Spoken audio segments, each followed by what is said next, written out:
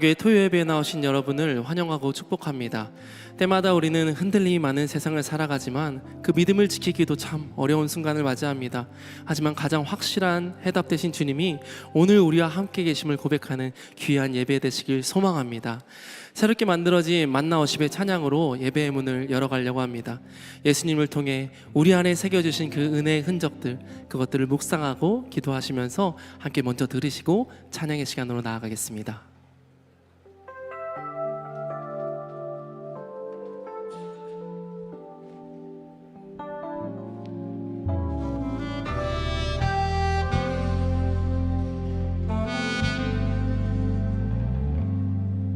삶에 새겨진 예수의 흔적이 내 맘에 새겨진 그분의 말씀이 나를 숨쉬게 하네, 나를 살리시네. 그의 흔적이 내게 힘주시네. 내 안에 새겨진 예수의 흔적이 십자가 흔적이 향기로이 흘러 나를 새롭게 하네, 날 변화시키네. 그의 흔적이 나를 일으키네. 예수의 흔적, 예수의 흔적, 나를 위해 새겨주신 위대하신 사랑. 예수의 흔적, 예수의 흔적, 전능하신 내 아버지 찬양합니다.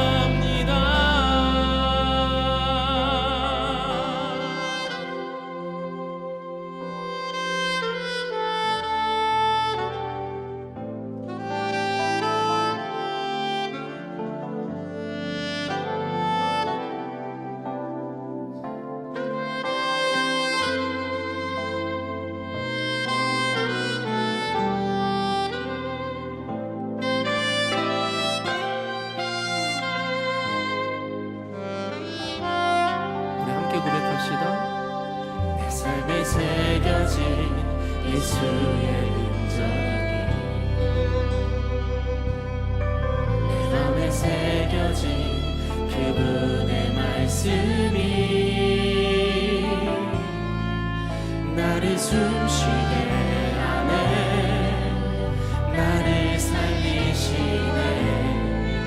그의 흔적이 내게 힘주시네.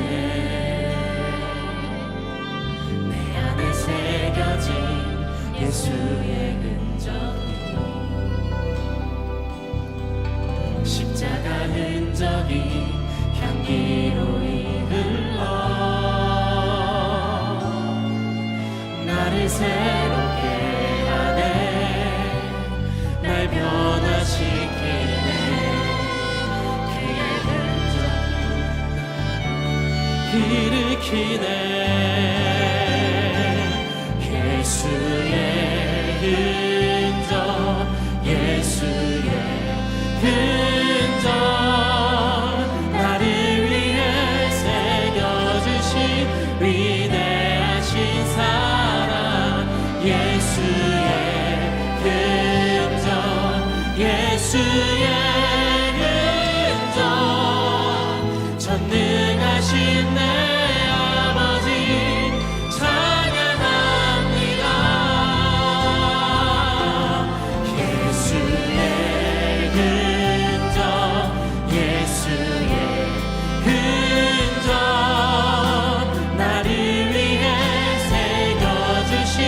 위대하신 사랑. 예수의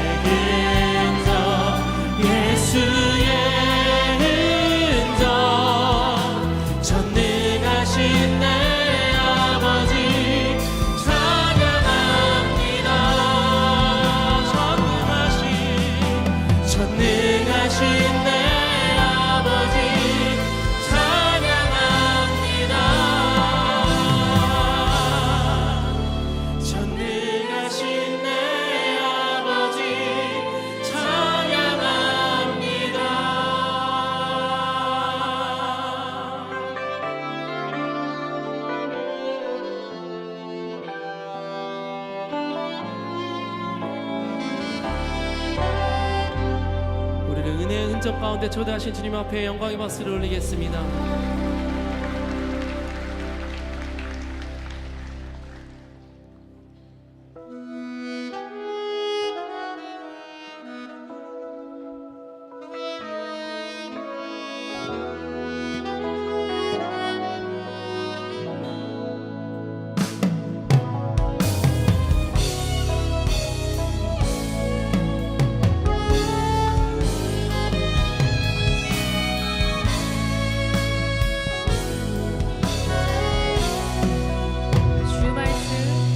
주 말씀 내 삶 비출 때 감사하게 하소서. 내게 주신 말씀 그 말씀을 따라 살아가게 하소서. 주 말씀 내 삶 비출 때 겸손하게 하소서. 내게 주신 말씀 나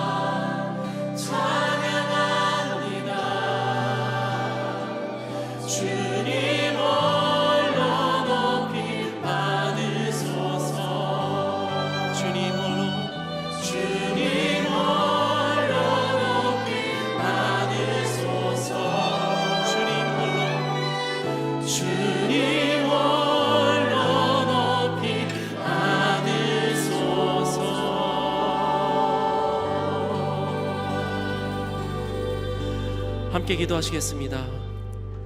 주님, 우리는 참 많은 시간을 우리가 원하는 것만을 구하며 나아갔습니다. 하나님을 위한 것이라고 스스로를 속이기도 하였고 듣고 싶은 말만 들으려 하기도 하였습니다. 주님 앞에 우리의 모습을 정직히 고백하며 나아가오니 변하지 않는 진리 위에 우리의 신앙을 점검하게 하시고 하나님도 믿는 믿음이 아닌 하나님만을 믿는 믿음의 고백이 오늘 우리의 입술에 담겨지게 하여 주시옵소서. 모든 때와 시간을 주관하시는 하나님만을 바라보길 소망합니다.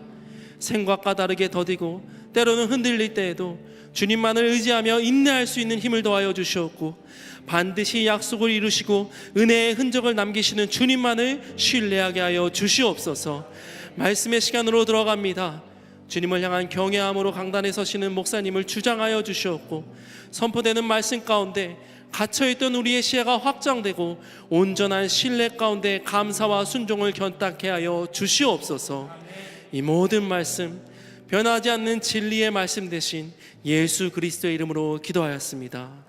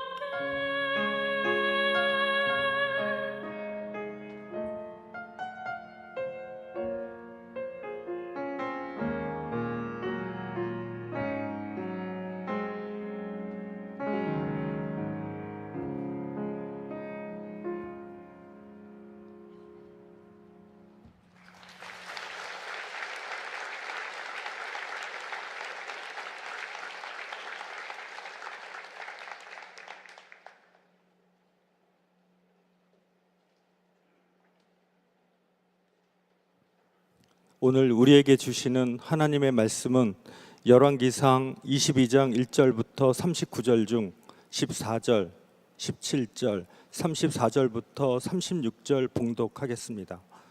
미가야가 이르되 여호와께서 살아계심을 두고 맹세하노니 여호와께서 내게 말씀하시는 것 곧 그것을 내가 말하리라 하고, 그가 이르되 내가 보니 온 이스라엘이 목자 없는 양같이 산에 흩어졌는데 여호와의 말씀이 이 무리에게 주인이 없으니 각각 평안히 자기의 집으로 돌아갈 것이니라 하셨나이다. 한 사람이 무심코 활을 당겨 이스라엘 왕의 갑옷 솔기를 마친지라. 왕이 그 병거 모는 자에게 이르되 내가 부상하였으니 내 손을 돌려 내 전쟁터에서 나가게 하라 하였으나 이 날에 전쟁이 맹렬하였으므로 왕이 병거 가운데에 붙들려 서서 아람 사람을 막다가 저녁에 이르러 죽었는데 상처의 피가 흘러 병거 바닥에 고였더라. 해가 질녘에 진중에서 외치는 소리가 있어 이르되 각기 성읍으로 또는 각기 본향으로 가라 하더라. 이는 살아계신 하나님의 말씀입니다. 아멘.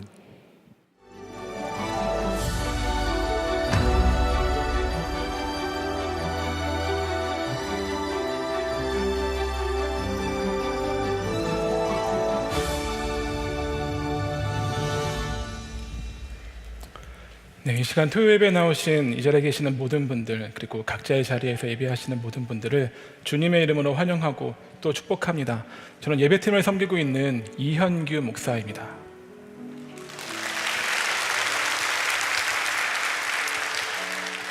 여러분, 제가 좀 낯설으시죠? 네, 저는 주로 예배 때마다 저 성전 맨 뒤에서 예배를 점검하고 또 살피면서 예배를 드리고 있는데요, 저 뒤에 있는 것과 또 이 앞에 있는 건 하늘과 땅 차이네요. 두렵고 떨리는 마음을 가지고 이 자리 가운데 섰습니다. 그렇지만 저의 이 자금을 통해서도 하나님께서 이 시간 여러분에게 놀라운 은혜를 부어주시기를 간절히 소망합니다. 먼저 이 시간 아름다운 연주로 섬겨주신 두 분을 소개하려고 합니다. 윤진아 성도님, 진미성 선생님, 잠깐 일어나 주시겠어요? 네, 귀한 연주 감사합니다. 박수로 격려하겠습니다.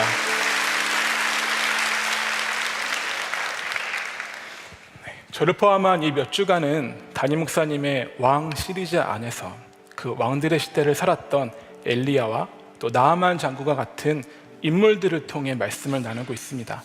저는 오늘 마지막으로 미가야 선지자에 대해서 여러분과 함께 나누고 그를 통해 우리의 믿음과 또 신앙을 점검해 보려고 합니다. 여러분, 혹시 미가야 선지자에 대해서 잘 알고 계셨나요? 부끄럽지만 저는 이제 오늘 말씀을 준비하면서 이 미가야 선지자가 구약 후반에 나오는 미가서의 그 미가인 줄 알았거든요. 그런데 두 사람은 활동한 시기가 완전히 다른 사람이었습니다. 그래서 오늘 저는 이 시간을 통해서 미가야 선지자에 대해서 또 잘 알게 된 계기가 되었습니다. 제가 이 미가야로 말씀을 준비한다고 하니까 조현철 목사님이 그러셨어요. 완전히 이현규 목사네, 있는지 없는지 몰랐던 사람이잖아. 네, 절대 상처받지는 않았고요. 어쩌면 이것도 다 하나님의 계획하심과 일하심인지도 모르겠다는 묵상이 되면서 오히려 감사한 마음이 들었습니다. 오늘 다 읽지는 않았지만 이 열왕기상 22장의 주인공은 바로 이 미가야 선지자와 또 우리에게 아주 익숙한 아합입니다.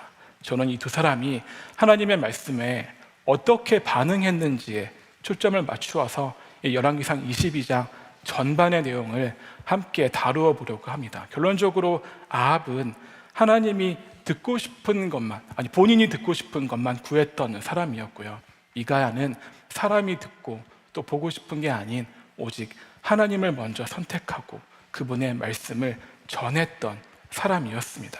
오늘 아합과 미가야의 이야기는 이 구절로 시작합니다. 아람과 이스라엘 사이에 전쟁이 없이 3년을 지냈더라. 정치 또 경제적인 이유로 참 많은 전쟁을 했던 아람과 이스라엘은 한동안 평화로운 시기를 유지합니다. 북이스라엘의 왕인 아합은 늘 하나님의 마음보다 사람의 이익과 또 유익을 우선시한 사람이었죠. 당시 동맹국이었던 남유다의 왕 여호사밧이 아합을 찾아오자 평화로운 시기였음에도 아합의 머리는 이익을 향해 돌아갑니다. 당시 북이스라엘과 아람 사이에 있던 길라앗 지방의 라못이라는 도시는 비옥한 고원 위에 건설된 군사, 상업, 또 교통의 요지로 두 나라 간 분쟁이 자주 발생한 격전지였습니다. 많은 양과 소로 잔치를 벌이면서 여호사밧과 그를 수행하는 많은 사람들에게 베풀며 아합은 이 길라앗 라못을 다시 빼앗으러 가자고 신하들을 부추기고 또 여호사밧에게도 함께할 것을 권유합니다. 여호사밧은 동의하는 한편 먼저 하나님의 뜻을 구해야 한다고 하죠. 이에 아합은 예언자 400명을 불러 모아놓고 묻습니다. 내가 지금 이 땅을 다시 빼앗으러 가는 게 좋을까요? 아니면 그만두는 게 좋을까요? 예언자들은 즉시 대답하죠. 올라가십시오. 주님이 임금의 손에 그 땅을 내어주실 것입니다. 마치 짜여진 각본처럼 답변이 돌아오자 여호사밧은 불안해졌던 모양입니다. 그래서 다시 아합에게 요청합니다. 아니, 이 사람들 말고 또 다시 하나님의 뜻을 구할 만한 다른 사람은 없습니까? 아합은 그제야 미가야 선지자를 언급합니다. 그런데 아합은 미가야를 싫어했습니다. 자기에게 좋은 예언이 아닌 나쁜 예언만 한다는 이유 때문이었습니다. 여러분, 혹시 이 지구상에 총 몇 개의 언어가 존재하는지 아시나요?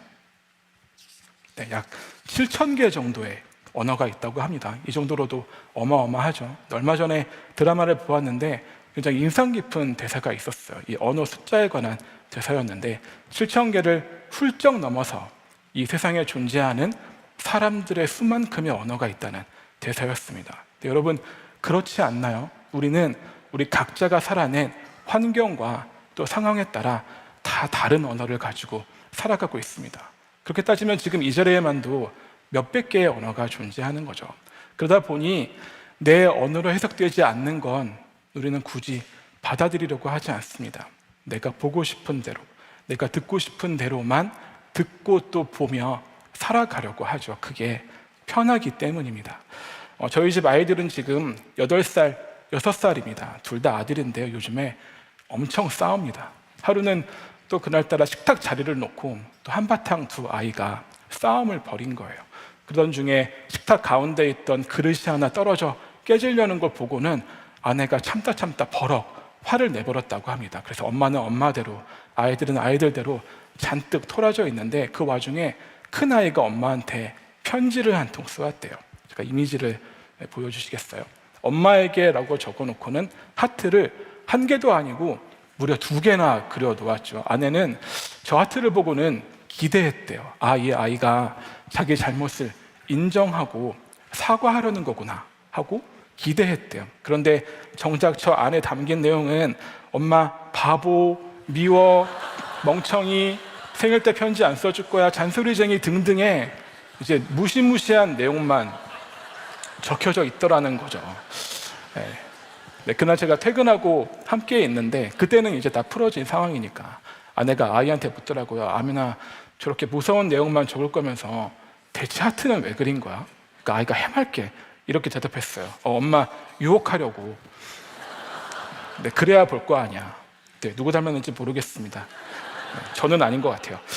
아내는 본인이 보고 싶은 것, 듣고 싶은 것을 정해 놓았는데 실제 결과는 그렇지 않아서 실망했습니다. 그런데 앞서 가벼운 예였지만 이렇게 우리는 보여지는 것에 기대합니다. 드러나는 것들에 집중하면서 정작 이 안에 담긴 그 속 내용에 담긴 진짜 내용은 보지 못하는 삶을 살아가죠. 그런데 이는 신앙생활에서도 마찬가지입니다. 우리는 우리가 듣고 싶은 말, 내 뜻, 내 계획을 정해놓고 하나님 앞에 나아갑니다. 그런데 그러면 하나님의 말씀이 들려도 그 안에 담긴 진짜 그분의 뜻은 발견하지 못하거나 나아가 그 말씀을 외면하려고 하죠. 오늘 본문에서의 아합이 바로 그랬습니다. 먼저 아합은 하나님을 완전히 부정했던 사람이 아닙니다. 오히려 필요할 때에는 하나님도 찾는 사람이었어요.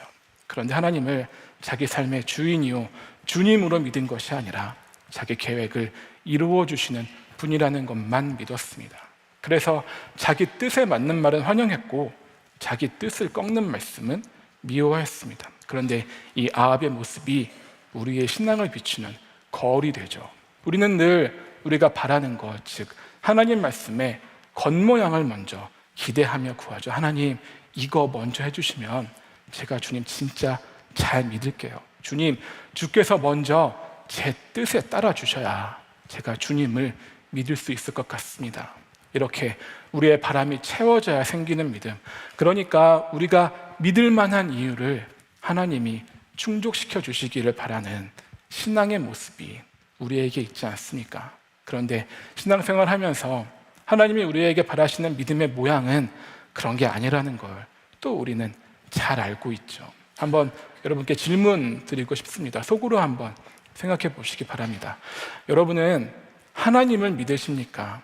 아니면 하나님이 우리 인생을 잘 되게 해주시는 분이라는 것만 믿으십니까? 아합은 본인이 직접 하나님께 나아가도 됐음에도 400명의 예언자 뒤에 숨었던 비겁한 사람이었습니다. 그가 진짜 원한 건 하나님의 뜻이 아니었어요. 그는 진리를 구했던 왕이 아니라 그저 자기 뜻, 자기 계획, 자기 생각에 동의만을 구했던 사람입니다. 그리고 뒤이어서 또 말씀을 드리겠지만 그는 진리를 듣고도 거부했던 왕이었고요. 나아가 하나님을 속일 수 있다고 생각하며 하나님보다 자기 계획을 더 믿었던 교만한 사람이었습니다. 이 아합의 반대에 미가야 선지자가 있습니다. 미가야는 성경에서 딱 두 군데에서만 볼 수 있습니다. 오늘 우리가 보고 있는 열왕기상 22장과 역대하 18장, 그리고 이 둘은 정확하게 같은 내용을 담고 있어요. 미가야는 그렇기에 긴 생애의 기록이 아니라 단 하나의 장면으로 신앙의 본질을 보여준 인물입니다. 만약 여러분이라면 어떻게 하셨을까요? 왕 앞에서, 게다가 자기처럼 하나님을 섬긴다 말하는 400명의 사람이 모두 같은 말을 하고 있는데 그 속에서 여러분 혼자, 나 혼자 다른 말을 할 수 있겠습니까? 미가야도 사실은 알고 있었습니다. 왕이 자기를 싫어한다는 것을. 그래서 어쩌면 말 한마디에 죽을 수도 있다는 걸 알았을 거예요. 그래서 처음에는 미가야도 흔들립니다. 두려운 마음에 왕 앞에 선 순간 그도 다른 예언자들과 마찬가지로 왕의 승리를 이야기하죠. 그렇지만 참 우습게도 아합은 자기에게 좋은 말을 해주는 미가야를 또 믿지 않습니다. 그토록 듣고 싶은 말을 했음에도 내가 몇 번이나 너에게 맹세하게 하여야 네가 여호와의 이름으로 진실한 것으로만 말하겠느냐라고 미가야를 다그칩니다. 이에 미가야는 잠시 멈추고 아합이 말한 그 맹세, 그가 처음 불림 받았을 때 떠올렸던 말했던 그 맹세를 다시 생각합니다. 14절의 말씀을 이 시간 함께 읽겠습니다. 미가야가 이르되 여호와께서 살아계심을 두고 맹세하노니 여호와께서 내게 말씀하시는 것 곧 그것을 내가 말하리니. 여러분, 이 한 문장이 미가야가 가진 신앙의 전부입니다. 살아계신 하나님이 그의 용기의 근거였고 하나님의 말씀 곧 그것에 더하지도 빼지도 않겠다는 다짐을, 그 결단을 다시 다지죠. 그리고는 상황을 보는 것이 아니라, 환경이 아니라 오직 주님만 보고 다시 아합에게 이야기합니다. 17절의 말씀을 제가 읽겠습니다. 그가 이르되 내가 보니 온 이스라엘이 목자 없는 양같이 산에 흩어졌는데 여호와의 말씀이 이 무리에게 주인이 없으니 각각 평안히 자기의 집으로 돌아갈 것이니라 하셨나이다. 왕의 죽음을 예언하고 있죠. 그게 하나님의 뜻이라는 겁니다. 진실을 말하라 해서 진실을 말했더니 자기에게 좋은 말을 듣지 못한 아합은 그 대가로 미가야를 감옥에 가두어 버리라고 명령합니다. 그러면서 덧붙이죠. 이놈을 옥에 가두고 내가 평안히 돌아올 때까지 고생의 떡과 고생의 물을 먹이라 하였다 하라. 내가 평안히 돌아올 때까지. 아합은 그 진리를 거부하고 외면한 채 전쟁을 시작하려 하는데 그러면서도 본인은 무사할 거라는 확신을 가집니다. 이에 미가야는 마지막으로 외칩니다. 임금님께서 정말로 평안히 돌아오실 수 있으면 주님께서 나를 시켜서 이런 말씀도 하시지 않으셨을 것입니다. 이건 미가야의 단순한 예언이 아니라 자기의 선지자 직분, 자기의 정체성 전체를 건 발언입니다.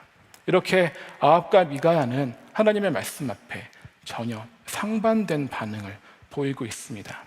아합은 하나님을 이용하려 했고요, 미가야는 하나님께 사용되고자 했습니다. 나아가 아합은 400명이라는 사람들의 말 속에서만 안심을 찾았습니다. 하지만 미가야는 사람이 아닌 오직 하나님 한 분, 그분의 말씀 속에서만 안심을 찾았던 인물입니다. 그렇게 전쟁을 시작한 아합은 꾀를 부립니다.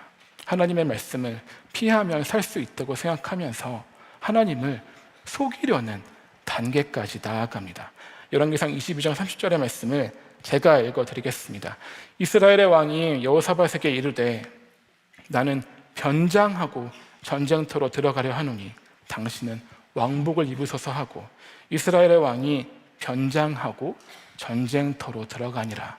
함께하는 여호사밧을 자기로 착각하도록 왕복을 입히곤 자기는 변장하고 전쟁에 나아가겠다는 거예요. 저는 아합이 이렇게 변장하고 전쟁터에 들어갔다는 사실이 그가 하나님의 말씀 그 뜻이 이루어진다는 것을 이미 알고 또 믿었다는 반증이라고 생각합니다. 그런데 그는 애써 부정하죠. 하나님 대신 스스로를 믿습니다. 하나님을 속이고 말씀을 피할 수 있을 거라는 헛된 믿음을 가지게 돼요. 알면서도 외면하고 알면서도 피할 수 있다고 믿는 것. 그런데 이건 아합이 처음 발명한 태도가 아닙니다.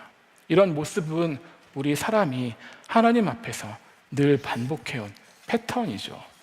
성경 속에서 가장 먼저 하나님의 말씀을 외면하고 또 피하려 했던 사람은 바로 아담과 하와였습니다. 그들의 문제는 하나님의 말씀 대신 자기 해석을 선택했다는 데 있습니다. 바로 아합처럼요. 그들은 뱀의 가증스러운 꿰매 넘어가 하나님께서 먹지 말라고 한 과일을 먹으며 그래 어쩌면 이 과일을 먹고도 죽지 않을지도 몰라 라며 스스로를 속이고 헛된 믿음을 가집니다. 그런데 결과는 어땠습니까? 먹자마자 그들에게 순식간에 부끄러움이 들이닥칩니다. 그들은 어찌할 바를 모르고 결국 하나님에게서 숨어버리려고 하죠. 그렇게 하나님으로부터 숨을 수 있다고 생각하며 헛된 믿음을 가졌던 아담과 하와는 그들의 선택에 따른 결과를 거두게 됩니다. 바로 낙원에서의 추방이죠. 이 오랜 실수를 아합 역시 반복합니다. 그리고 아합의 결과는 허무한 죽음이었습니다. 열왕기상 22장 34절의 말씀을 읽겠습니다. 어떤 사람이 무심코 활을 당겨 쏘았더니 이스라엘 왕의 갑옷 솔기를 마친지라. 이 구절 속에서 무심코라는 단어가 저에게는 들어왔습니다. 무심코는 아무런 뜻이나 또 생각 없이라는 의미인데 사람이 생각하기에는 다분히 우연이라고 받아들일 수 있는 단어죠. 우리는 살아가면서 종종 우연이라 부르는 일들을 겪고는 합니다. 예상치 못하게 맞아 떨어지는 타이밍, 뜻하지 않은 장소에서 만난 누군가, 그로 인한 사건과 사고들. 그런데 성경은 우리가 우연이라고 부르는 일들을 통해 하나님의 계획을 참 많이도 보여주고 있습니다. 대표적으로 예수님을 만난 사람들이 그랬습니다. 예수님은 왜 하필 혈루병 여인이 사는 곳을 지나가셨을까요? 왜 하필 베드로와 안드레가 사는 동네에 가셨을까요? 이렇게 성경 속에 등장하는 많은 사건들을 우연이라 말하면 참 편하고 또 쉬울 거예요. 룻과 보아스의 만남은 또 어떤가요? 심지어 이 둘의 만남에는 우연히라는 단어도 포함이 되어 있습니다. 그런데 이 둘의 우연한 만남을 통해 예수님께서 오셨죠. 그렇게 신앙인의 삶에 우연은 없습니다. 우연이란 그저 우리가 차마 다 이해하지 못하는 하나님의 섭리를 말하는 하나의 방법일 뿐입니다. 그리고 우리가 그토록 부르짖는 하나님의 섭리 속, 이 섭리라는 한자어는 다스릴 섭과 다스릴 리를 사용하는데요. 이 섭이라는 한자어에는 붙잡다라는 의미도 가지고 있습니다. 그렇기에 이 하나님의 섭리는 하나님이 우리를 붙잡고 보살피신다는 의미로도 우리는 생각할 수 있을 거예요. 이 세상을 향한 하나님의 섭리는 그렇게 방임이 아니라 적극적인 개입입니다. 결국 아합의 이 허무한 죽음은 결코 실수도 없고 우연도 없으신 하나님의 일하심이었다고 저는 믿습니다. 지금 우리의 믿음은 아합입니까? 아니면 미가야입니까? 안타깝지만 우리 대부분은 아합과 같은 믿음을 가지고 살아가고 있지 않나요? 주님의 선하심을 맛보아 알았더라도 금세 잊어버리고 지금 내 눈앞에 있는 것, 그것이 허무일지언정 거짓일지언정 그걸 꼭 잡고 하나님의 말씀을 애써 외면하고 피하며 살아가고 있지 않습니까? 한번 생각해 보았습니다. 왜 그렇게 믿는다는 건, 그리고 주님의 말씀을 의지하고 붙들며 살아가는 건 힘든 일일까? 그건 우리가 주님의 생각, 계획, 뜻을 다 알지 못하기 때문 아닐까요? 우리는 하나님은 우리 사람보다 크신 분이죠. 우리는 그분의 창조물이기 때문에, 그분에게 지음 받았기 때문에 그건 당연한 거예요. 그리고 우리보다 주님은 크신 분이기에 그분의 뜻과 생각과 계획을 다 알지 못하는 것도 당연한 거인지 모르겠습니다. 그런데 불구하고 주의 말씀을 붙들며 살아갈 수 있는 분명한 이유가 우리에게는 있습니다. 그건 역설적이게도 주님이 크신 분이기 때문입니다. 이 지점을 설명하는 하나의 비유를 여러분과 함께 나누고 싶습니다. 올림픽이 열리면 우리 특히 한국인들이 열광하는 경기가 하나 있습니다. 바로 양궁인데요. 양궁 경기를 보면 항상 화살이 날아가는 장면을 느린 모습으로 보여주는데 그때 우리의 시선을 사로잡는 것이 있습니다. 바로 그 화살이 저렇게 춤을 추듯 흔들리며 날아가는 모습입니다. 여러분 혹시 궁사의 역설이라는 말 들어보신 분 계실까요? 좀 어려울 텐데 이 궁사의 역설은 화살이 화살대의 정중앙을 뚫고 나아가는 것이 아니라, 제가 이미지를 보여주시겠어요? 네, 지금 보시는 이미지처럼 화살대 옆에 놓여 있음에도 불구하고 관역에 적중하는 현상을 말합니다. 좀 더 설명을 드리면 활을 쏠 때 화살의 끝은 관역을 향하지 않는다고 합니다. 그러면 아까 보신 영상처럼 화살대에 의해 화살이 옆으로 밀려나 튕겨져 나가 다른 방향으로 가야 할 것 같은데 그렇지 않다는 거예요. 이게 바로 역설로 불리는 이유인데요. 네, 잠깐 다시 그 영상을 보여주시겠어요? 화살은 저렇게 보이시는 것처럼 휘어진다고 합니다. 그리고 휘어지고 흔들리는 과정을 통해 방향을 잡아가고 결국은 관역을 향해 날아간다고 해요. 여기서 중요한 건 화살이 저렇게 휘어져야 한다는 것, 즉 흔들려야 한다는 것과 저 흔들림까지 철저히 계산하고 이용하는 궁사의 역할에 있다는 것입니다. 저는 이걸 우리의 신앙생활에 대입해 보려고 합니다. 여러분 한번 상상해 보시기 바랍니다. 하나님은 궁사고 우리는 그분의 손에 쥐어진 화살이라고 말합니다. 궁사가 화살을 발사하듯 하나님은 우리를 이 땅 가운데에서, 이 세상 가운데에서 살아가게 하시죠. 그런데 저렇게 화살이 요동치듯 우리는 수많은 어려움과 고난, 때로는 아픔에 안팎으로 흔들리며 날아갑니다. 그래서 생각하죠. 내가 지금 어디에 있는 거지? 나는 왜 이렇게 흔들리지? 지금 내 삶이 맞는 건가? 그렇게 수많은 의심과 또 불확실 속에서 날아갑니다. 그런데 중요한 건 화살이 흔들린다고 해서 길을 잃어버리는 건 아니라는 사실입니다. 오히려 그 휘어짐과 흔들림 속에서 방향이 조정되고 결국은 관역을 향해 나아간다는 거예요. 쉽게 말해 흔들린다는 게 방향이 잡혀가는 과정이라는 것입니다. 궁사에게 관역이 있듯 하나님은 우리를 향한 확실한 계획이 있습니다. 우리는 그 계획을 구원이라 말하기도 하고 또 사랑이라고 말하기도 하죠. 그 흔들렸던 화살이 관역에 정확히 들어갔듯 하나님의 구원과 사랑이라는 계획은 십자가에서 정 가운데 꽂히며 분명하게 드러났습니다. 그렇게 우리가 살아가며 흔들린다는 건 우리 인생에 틀렸다는 것이 아니라 그럼에도 불구하고 하나님의 손 안에 있다는 증거일 수 있습니다. 화살이 궁사의 생각을 알 수 없듯 우리 역시 하나님의 생각을 다 알 수 없습니다. 그래서 전도서 기자는 이렇게 고백했습니다. 하나님이 하시는 일의 시종을 사람으로 침량할 수 없게 하셨도다. 그런데 이 앞에는 전제가 하나 붙습니다. 하나님이 모든 것을 지으시되 때를 따라 아름답게 하셨고, 우리는 주님의 계획을 다 알지 못합니다. 하지만 분명한 건 봄이 오면 여름이 오고, 여름이 가면 또 가을, 겨울이 오고, 겨울이 가면 또 봄이 오듯 우리 각자를 향한 주님의 분명한 때와 또 계획이 있다는 사실입니다. 우리는 흔히 기독교를 역설의 종교라고 부르죠. 이는 우연과 함께 하나님께서 일하시는 방식 중에 하나가 바로 역설이기 때문입니다. 우리 눈에는 모순처럼 보여도 하나님의 손에서는 그것이 길이 됩니다. 십자가가 그랬어요. 패배처럼 보였지만 구원의 길이었습니다. 그렇게 우리는 십자가를 보면 알 수 있습니다. 아, 하나님은 나를 버리시는 분이 아니구나. 내 삶을 가지고 실수하시는 분이 아니구나. 끝내 나를 살리시는 분이구나. 그 크신 분이 우리를 책임지겠다 하신 증거가 성경 속에는 넘쳐납니다. 제가 그 말씀을 함께 읽어볼까요? 함께 읽겠습니다. 너희 안에서 착한 일을 시작하신 이가 그리스도 예수의 날까지 이루실 줄을 우리는 확신하노라. 그러므로 염려하여 이르기를 무엇을 먹을까, 무엇을 마실까, 무엇을 입을까 하지 말라. 너희 하늘 아버지께서 이 모든 것이 너희에게 있어야 할 줄을 아시느니라. 아멘. 여러분, 이건 단순한 위로가 아니라 약속입니다.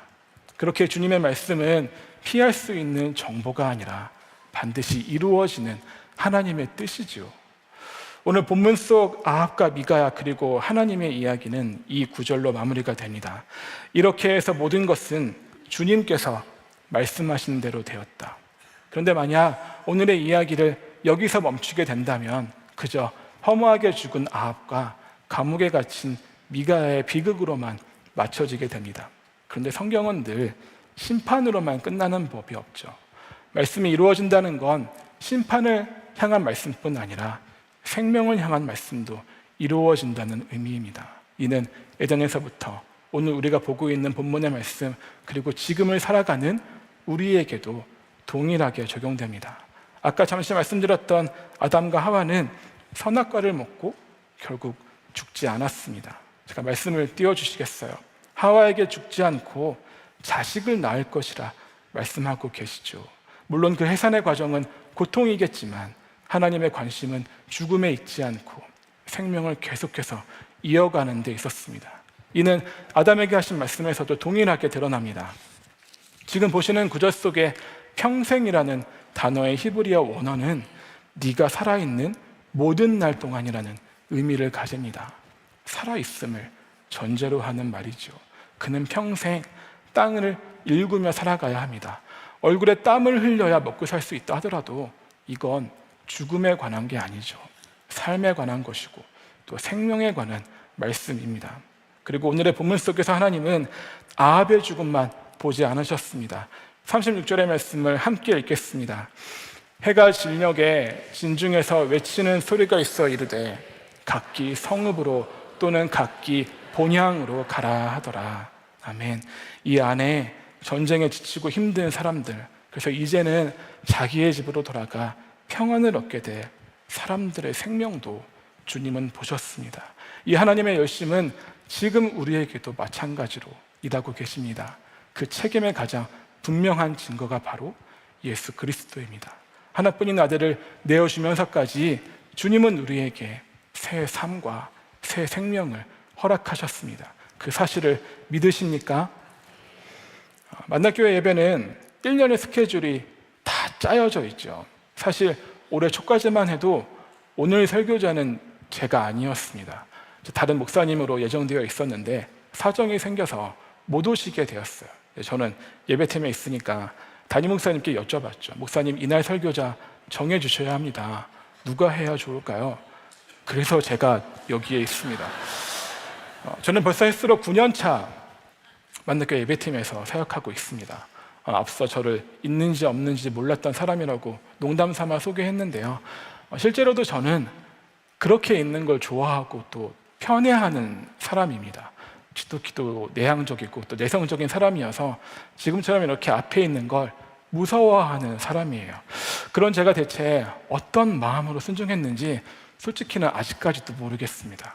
그래서 이 시간을 준비하며 참 많이 흔들렸습니다. 먼저는 이런 저의 성향 때문에 흔들렸고요. 다음으로는 말씀을 향한 무지 때문에 흔들렸고, 또 다른 거 어떤 것보다 저라는 사람의 자격 없음으로 인해서 참 많이도 흔들렸습니다. 그런데 말씀을 묵상하며 저의 지난 시절을 또 가만히 생각하면 그때그때 상황마다 순간마다 흔들리지 않았던 때가 없더라는 거예요. 뭐 이런 사역뿐 아니라 제가 가진 질병의 문제, 가정의 문제, 뭐 유학 시절, 학창 시절 저는 참 열심히도 흔들면서 살아왔더라고요. 그런데 그 흔들림 가운데에서 동일하게 경험하는 분명한 한 가지는 저의 계획과 생각, 또 아픔과 어려움을 뛰어넘는 하나님의 일하심도 분명히 있더라는 거예요. 오늘 저는 이 시간이 어떻게 남을지 알지 못합니다. 아마 금세 잊혀질지도 모르죠. 오늘 저는 어떤 확신이 있기 때문에 이 자리에 있는 것이 아니라 그럼에도 불구하고 그 크신 하나님께 어떤 모양으로든 선하게 쓰임받기 위해 이 자리 가운데에 서 있습니다. 지금 이 자리에 오기까지 여러분도 각자의 흔들림이 있었을 거예요. 어떤 분은 오늘 이 자리에 오는 것 자체가 힘드셨을 수도 있습니다. 관계에 지쳐있는 분, 또 일이 뜻대로 되지 않아 지쳐있는 분, 오래 기도했지만 아직 응답이 없어 하나님의 계획을 도무지 모르겠다는 분도 계실 거예요. 혹은 아합처럼 하나님의 말씀을 이미 알면서도 내 뜻대로 되기를 바라며 그 말씀은 외면하고 싶으신 분들도 계실 거예요. 저도 그런 때가 있었거든요. 그렇다면 오늘 말씀 가운데 미가야와 그가 붙들었던 하나님만 바라보시기 바랍니다. 먼저 미가야는 어떤 특별한 사람이 아니었습니다. 그도 우리와 같은 사람이었어요. 흔들렸고 두려워했던, 그래서 처음에는 왕의 승리를 이야기했던 우리와 같은 사람이었습니다. 그렇지만 그는 딱 한 분만 의지했죠. 살아계신 하나님, 말씀을 반드시 이루시는 하나님, 그분 하나였습니다. 오늘 여러분에게 그리고 저에게도 그 하나만 전하고 싶습니다. 우리도 살아가며 미가야와 같은 순간들을 종종 만납니다. 모두가 같은 방향으로 가고 있는데, 또 모두가 괜찮다고 말하는데 말씀은 그렇지 않다고 할 때, 그래서 미가야는 고독했습니다. 근데 몇 달 전 담임 목사님께서 솔로몬 왕으로 설교하시며 이런 말씀을 하셨어요. 고독이 우리를 하나님께 매달리게 하고 그 매달림이 하나님과의 친밀한 교제를 이루게 한다고 말합니다. 신앙생활 가운데 고독이 우리의 믿음을 성장케 합니다. 이해되지 않는 어려움과 아픔, 고난과 고통이라는 고독 속에서 그럼에도 불구하고 하나님을 향한 믿음을 고백하는 순간이 우리의 신앙을 한 단계 성숙케 합니다. 때로 우리의 삶이 이해되지 않는 고난의 감옥에 갇힌 것처럼 느껴질 때가 있죠.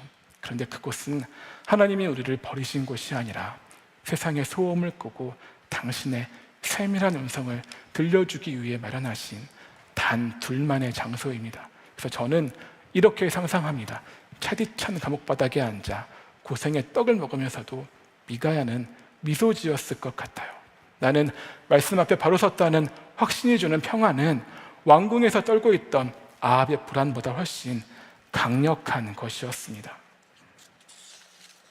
여전히 보이지 않는 주님을 믿는 건, 또 그분의 말씀을 의지하며 살아가는 건 힘든 일이라 생각되시죠. 오늘 말씀을 준비하는 중 앞이 보이지 않는 한 수녀님이 주인공인 다큐멘터리를 보게 되었습니다. 그분이 이런 이야기를 하더라고요. 볼 수 없는 것을 믿는 건 어려운 일이죠.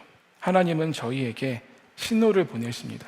주님은 자신을 드러내시고 전 앞이 안 보임에도 불구하고 그 존재를 느낍니다. 보는 건 보는 거고 마음으로 느끼는 건 또 다른 일이죠. 진리는 마음으로 마주할 때 더 선명하게 우리에게 다가옵니다. 우리 주님은 말씀하셨습니다. 너는 나를 본고로 믿느냐? 보지 못하고 믿는 자들은 복되도다. 앞이 보이지 않는 분이 오히려 더 선명하게 주님은 느낀다고 고백합니다. 미가야가 그랬습니다. 왕의 위협, 권력의 위협, 그리고 400명의 함성, 감옥의 어둠이 그의 눈은 가렸지만 오히려 그 속에서 미가야는 더 선명하게 주의 말씀을 붙들었습니다. 예수님은 그것을 복이라고 말씀하셨죠. 저는 이 믿음을 우리가 말로만 이해하는 것이 아니라 우리의 삶으로 고백할 수 있다면 좋겠습니다. 오늘 말씀을 묵상하며 생각난 찬양이 있습니다. 하나님의 부르심이라는 찬양인데요, 2절 가사가 이렇습니다. 작은 나를 부르신 뜻을 나는 알 수 없지만 오직 감사와 순종으로 주의 길을 가리라. 때론 내가 연약해져도 주님 날 도우시니 주의 놀라운 그 계획을 나는 믿으며 살리. 아합의 죽음 이후 미가야의 행적을 성경은 기록하고 있지 않습니다. 그렇지만 저는 그가 그 남은 생, 그럼에도 불구하고 크신 주님을 먼저 선택하고 믿고 그분의 말씀을 의지하고 나아가 순종하며 살아갔을 것이라 믿습니다. 작은 그를 불러 사용하시고 결국 말씀을 이루신 것을 경험했기 때문이에요. 우리 역시 그 일하심을 날마다 목격하며 살아가기를 소망합니다. 그리고 그를 통해 이렇게 노래하면 좋겠어요. 날 부르신 뜻 내 생각보다 크고 나의 향한 계획 나의 지혜로 측량 못하나 가장 좋은 길로 가장 완전한 길로 오늘도 날 이끄신 믿네. 우리는 살아가며 많은 일을 우연이라고 합니다. 하지만 믿음의 사람은 그 우연 속에서도 하나님의 손길을 발견합니다. 또 우리는 흔들리며 날아가는 화살처럼 살아갑니다. 내가 지금 어디에 있는지, 왜 이 일이 나에게 발생하는지 때로 알 수 없습니다. 하지만 분명한 것은 우리는 흔들려도 하나님의 말씀은 흔들리지 않는다는 것입니다. 말씀을 마무리하겠습니다. 저는 오늘 설교의 제목을 모든 것은 네모대로 되었다로 정했습니다. 만약 우리 모두의 인생이 저 문장으로 맞춰지게 된다면 여러분은 빈칸 안에 어떤 걸 담고 싶으십니까? 감히 바라기는 내 뜻, 내 계획, 내 지혜, 내 능력이 아닌 모든 것은 하나님의 말씀대로 되었다로 맞춰지기를, 나아가 저 문장의 마침표가 결코 심판이 아닌 생명이기를 간절히 소망합니다. 사랑하는 여러분, 믿음은 이해가 다 되어서 시작되는 것이 아니라 그저 살아계신 하나님을 알기에 그 주님이 크신 분임을 인정하는 것에서 시작됩니다. 그러니 모든 이유를 다 알아서 믿는 것이 아니라 이미 십자가에서 자신을 내어주신 주님을 알기에 믿으십시오. 내 현실이 다 설명된 후에 순종하는 것이 아니라 부활로 끝을 보여주신 주님을 신뢰하기에 순종하시기 바랍니다. 내가 듣고 싶은 말이 아니라 먼저 주님의 말씀을 붙들고 지금은 다 모를지라도 결국 나를 선하게 이끄시는 주님을 믿으며 내 흔들림까지 철저히 계산하신 주님의 손길을 의지해 내게 주어진 삶을 끝까지 살아내는 우리 모두가 되기를 주님의 이름으로 축복합니다. 시간 결단하며 함께 찬양하겠습니다.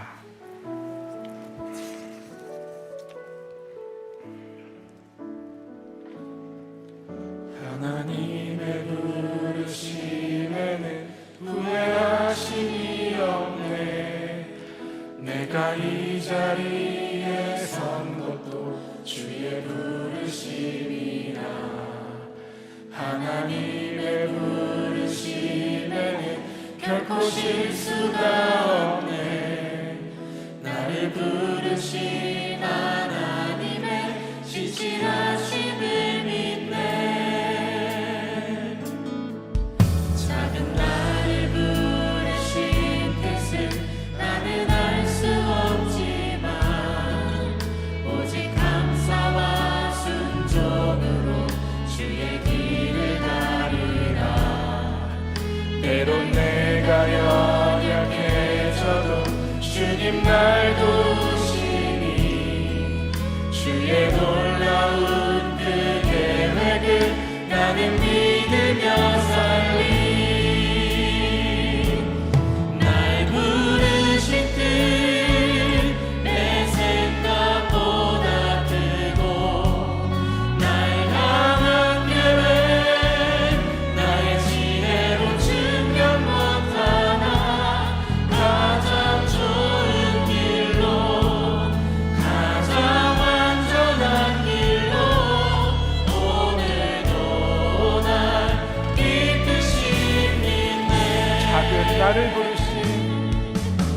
작은 나를 부르신 뜻을 나는 알 수 없지만 오직 감사와 순종으로 주의 길을 가리라.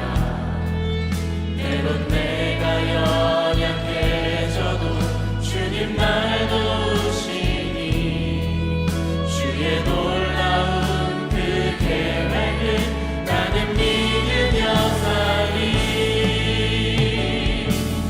날 부르신 뜻 내 생각보다 크고 날 향한 계획 나의 지혜로 측량 못하나 가장 좋은 길로 가장 완전한 길로 오늘도 날 이끄시는데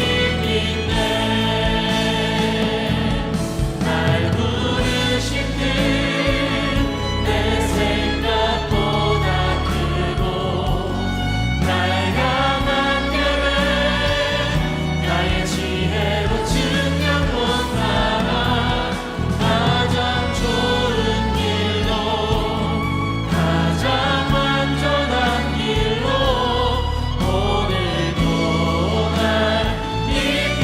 이끄시네. 이 시간 함께 찬양하며 기도하기 원합니다. 하나님, 흔들립니다. 때로 그 말씀이 보이지 않습니다. 그러나 주님, 그 속에서도 나를 붙잡고 다스리시는 주님의 살아계심을 믿습니다. 결국 나를 살리는 당신의 말씀을 그럼에도 불구하고 의지할 수 있는 담대한 믿음을 우리에게 허락하여 주시옵소서. 이 시간 소리내어 기도하겠습니다. 아버지, 주님을 바라봅니다. 주님, 때로 이해되지 않는 상황과 환경 가운데 있음을 고백합니다.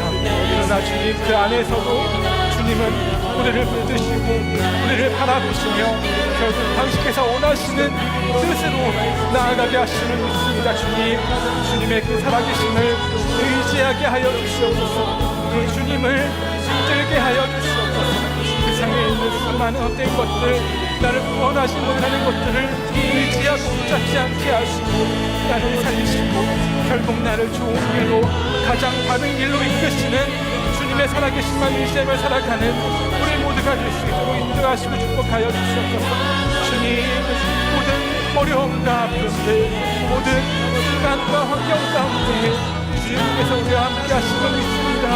결국 주께서는 우리와 매 순간 함께 하시며 매일 매 자리 가운데 함께 하시며 당신의 길을 이루어 가시는 믿습니다. 아버지, 주님만을 바라보게 하여 주시옵소서. 그 주님만 의지하게 하시고 주님만 붙들며 나아가는 모든 인생의 길을 간절히 소망하며 나아갑니다.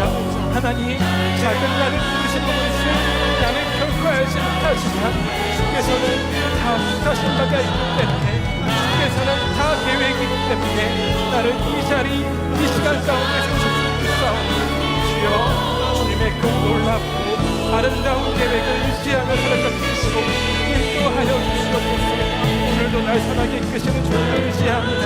오늘도 날 다르게 인도하시는 주님의 살아계심을 믿습니다. 아버지, 모든 인생들, 모든 흔들림 가운데에서도 주의 살아계심을 알게 하시고 주의 선하신 주님의 살아갈 수 있도록 주여 인도하시고 역사하여 주시옵소서. 아버지, 주님만을 바라봅니다. 주님만을 의지합니다. 주여, 모든 인생 하나하나 주께서 살피시고 인도하여 주시옵소서. 하나님만을 바라보며 살아갈 수 있도록 주님 함께하여 주시옵소서. 내 생각보다 크고 날 향한 계획 나의 지혜로 측량 못하나 가장 좋은 길로 가장 완전한 길로 오늘도 날 이끄시네. 사랑의 주님, 지금 내 현실이, 내 상황이 주님을 향한 시선을 가로막는 것 같습니다.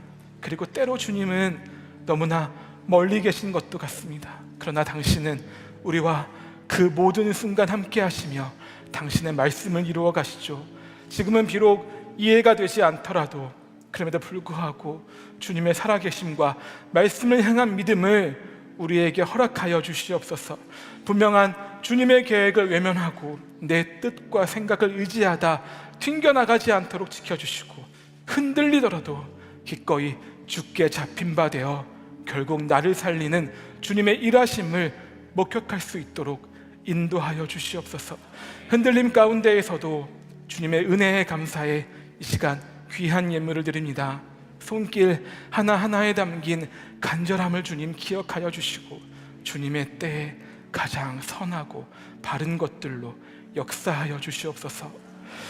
지금은 우리 주 예수 그리스도의 은혜와 하나님 아버지의 무한하신 사랑과 성령님의 인도하심이 비록 지금은 다 알지 못하더라도 결국 내게 좋은 일을 이루시는 주님을 믿기 원하는 당신의 사랑하는 모든 백성과 그들의 가정, 그들의 모든 관계 위에 지금으로부터 영원토록 함께 하시기를 주님의 이름으로 간절히 축원하옵나이다. 아멘.